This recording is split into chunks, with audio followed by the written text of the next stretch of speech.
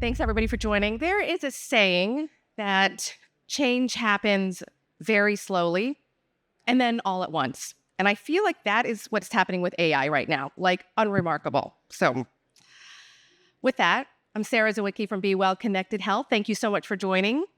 Before I dive in, I want to just give a little bit of context, though, for this presentation about conversational AI. And I want to talk about who b.well is and what that pledge is for CMS. So b.well is a digital health platform that powers consumer experiences. And we do this with a foundation using FHIR to unify fragmented data, with a companion data refinery that cleans and normalizes and standardizes that data and makes it semantically interoperable so that it can power those applications, power those actions, and more importantly, power AI, right? In August of 2025, when the CMS health tech ecosystem came out, we pledged under 3 cases. 1, to be a CMS-aligned network, and 2, for 2 use cases for patient-facing apps. 1 for Kill the Clipboard, which is about the portability of your medical records, and the 2nd for conversational AI. And with the conversational AI pledge came a couple requirements. And so I just want to set the tone here before we say what's capable. 1, to be able to meet that pledge, you needed to be connected to a CMS-aligned network because it was all about being able to unify fragmented data and create a longitudinal record. 2, it needed to be able to provide very personalized AI support, right? This is all really about meeting a tailored experience for a consumer that their longitudinal record looks completely different and is unique. 3, it needed to make sure that the indicators and disclaimers were put in place to be transparent to consumers to let them know that AI was in use. And 4, it needed to be able to distinguish patient education from clinical information. And also as a prerequisite to be a patient-facing app, we also needed to make sure that we could exchange data securely using a digital identity, so secure, verified identity. And so let's go into a little bit, though, of the problem. Yay, healthcare has finally caught up with other industries. We have digitized data. Great. But we did not solve the problem, not in the very least, right? So yes, hospitals have EMR systems and patients have their patient portals. But unlike the banking industry that gave us 1 app that could connect to our 10 different accounts, healthcare has given us 10 different portals, have 10 different slices of our data. So yes, we digitized our data, but we did not at all solve the problem. And we still see this in these stats that they're coming out today. Yes, there is patient portal adoption, but there's very little of it that's actually unifying the data. And as we all know, as we get older, by the time you're reaching 65, people can see up to 30 different healthcare providers over the course of their lifetime, and that's not even if they're managing complex care, chronic conditions, or even as they get older. And that doesn't even touch the various systems, labs, pharmacies, claims, PBM systems, where all our data is unlocked. We all know too well that there's still a lot of data that's unstructured, clinical notes, imaging, right? It's hard to unlock. And so earlier this year, b.well surveyed over 600 consumers and really asked them about this and what they were looking for. And a resounding 87% of over 600 of the people that we surveyed said, we want our data in one place, right? So it's resounding and it's coming from the consumer. This is really what's changing the landscape, is that really you now have a shift and the consumer is in the middle and they're expecting these experiences. Right? Over the last 5 years, we have really seen a huge momentum, though, in the regulatory tailwinds, all leading up into last year's CMS health tech ecosystem.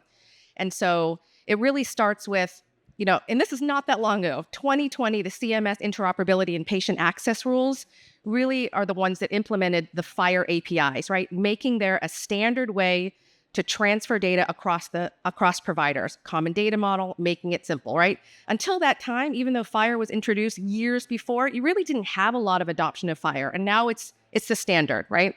Then a year later, in 2021, you had the 21st Century Cures Act. This act did 2 really, really big things.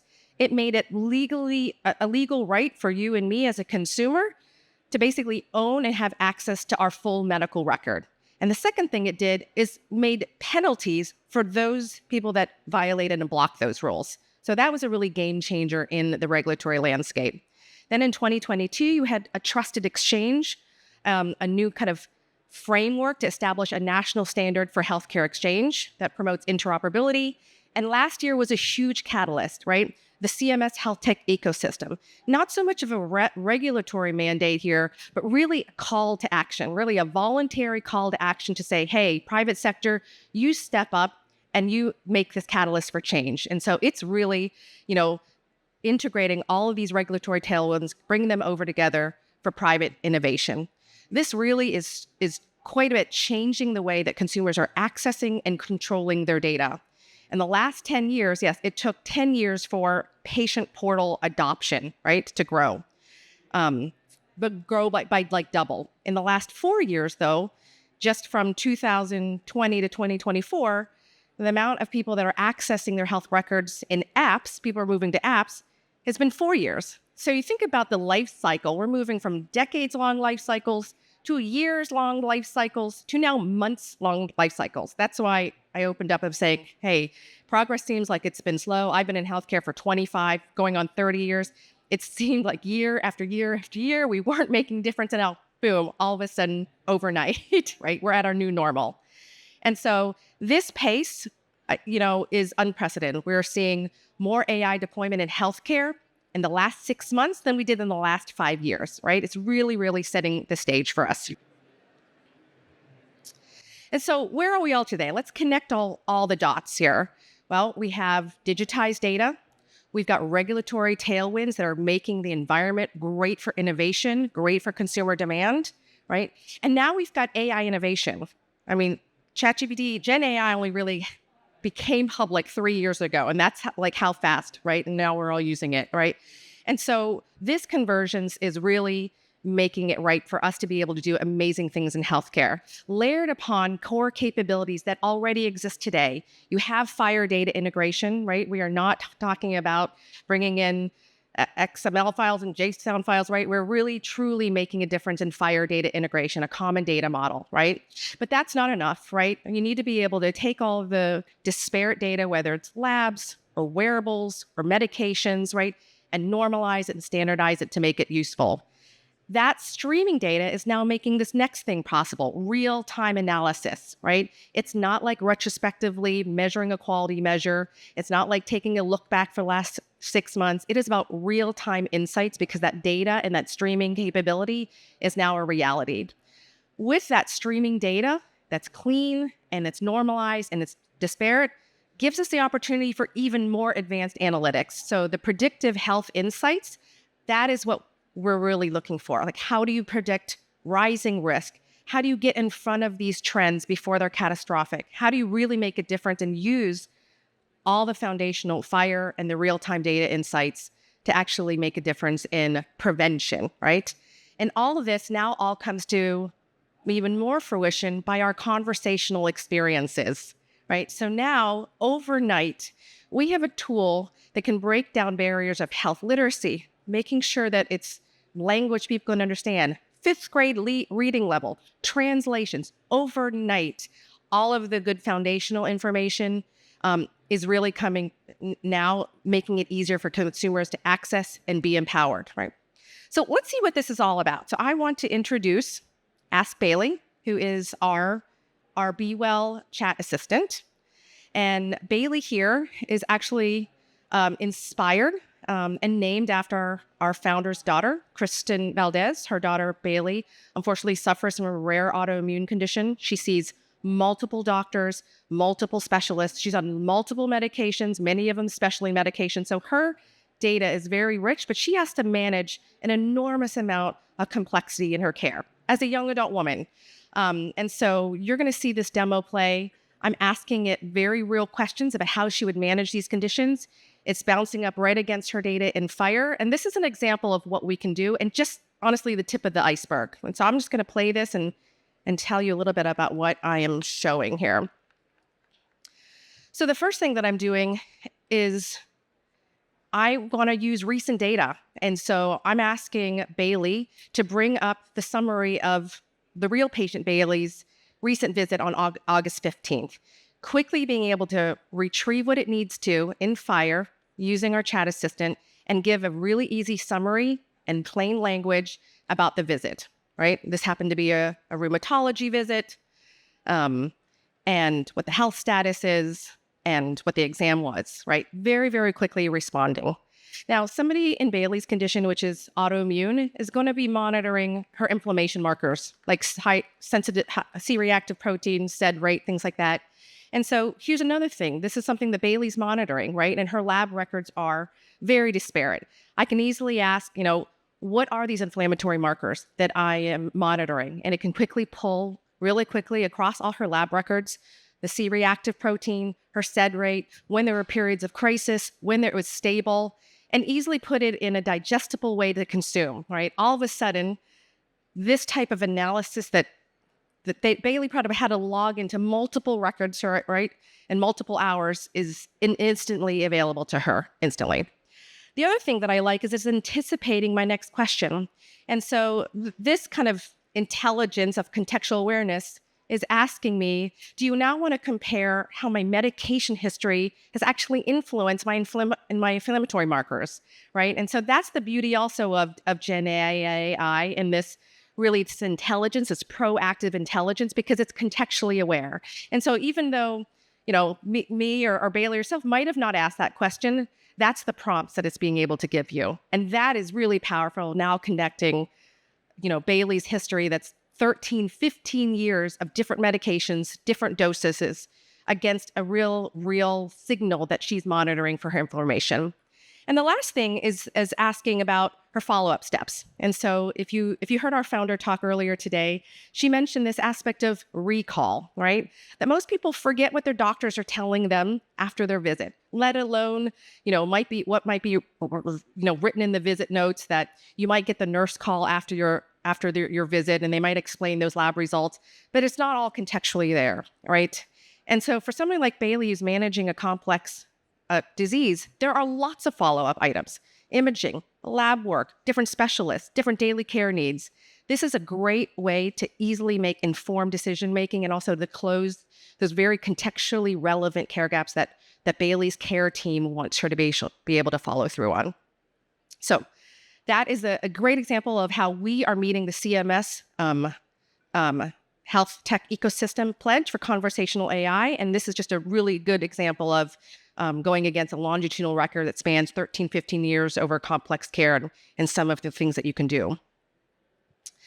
And so we also asked in our survey what patients want from AI, right? And a resounding 92% said they want to be warned before problems happen, right? Because they don't have this transparency and this visibility today about those signals, right? What are the things that are changing in my labs or in my other statuses, right, that I should be aware of? And AI makes this possible. Both Gen AI and both Agentic AI makes this possible. 90% also wanted them to have test results explained to them easy, right?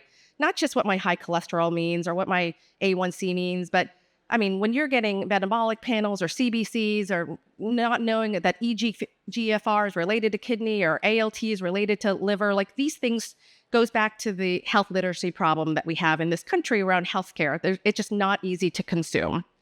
Over 89% also wanted help understanding their treatment, going back to this informed decision-making.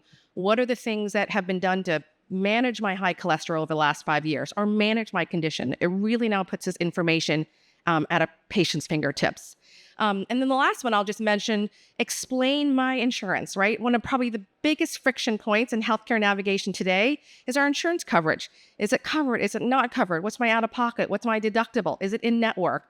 It goes on and on and on. And so really Gen AI and Agentic AI have immense potential to be able to help these use cases. And so we are now actually expecting AI in all our other aspects, right, to do the things for us, right? Amazon is predicting what I need and can get and, order it for me. Spotify is recommending what I should listen to. Netflix is recommending what I should watch. Travel apps make it so easy to be able to book whole trips with one click. Why do we not have this level of convenience in healthcare, right? Why is it easier to get my groceries than to get my healthcare, right? And so this is what we are expecting, right? And this is where it's really moving to, right? We're really moving. And again, this is why I'm saying it's happening so fast. We're moving from just Gen AI at answering your questions, your single prompts and giving you feedback to agentic AI, it's actually executing, it's actually taking action, it's actually connecting to other tools. This is where it really is a material way to not move from just efficiency gains to actually execution and improvement in healthcare outcomes, right? And the use cases are paramount. Real scalable ways to reduce administrative costs at scale, material ways that we actually conserve health access in rural communities and underserved communities, real ways that we can, have telemedicine and virtual health really proliferate so that we can impact the provider shortages that we're having in this country, right? So the technology is here, and this is our new normal, right? Is moving really into agentic AI. And so the path forward really starts with consumer trust, though. In the same survey of 600 consumers, we also asked, what are the non-negotiables that consumers are looking for, right? Top of mind, paramount at 92% is accuracy. Make sure you're giving me the right answer, right? Of course, right? And what that means, well, you need to have the right underlying data. It needs to be actionable, clean, complete. And so this is foundational. Without any of these, you really can't have that accuracy. Without the accuracy, you're not building any of the consumer trust, right? The second thing top of mind is control. Consumers want control. Who they're sharing their data with, what's being shared, who's accessing it, and is it being used in ways that I didn't even know about, right? This level of transparency is going to take another level where we're going to be able to give that level of transparency and build trust to the consumer. The third is obviously security. Keep my data safe, right? This is my most precious, vulnerable information. Keep that information safe, right?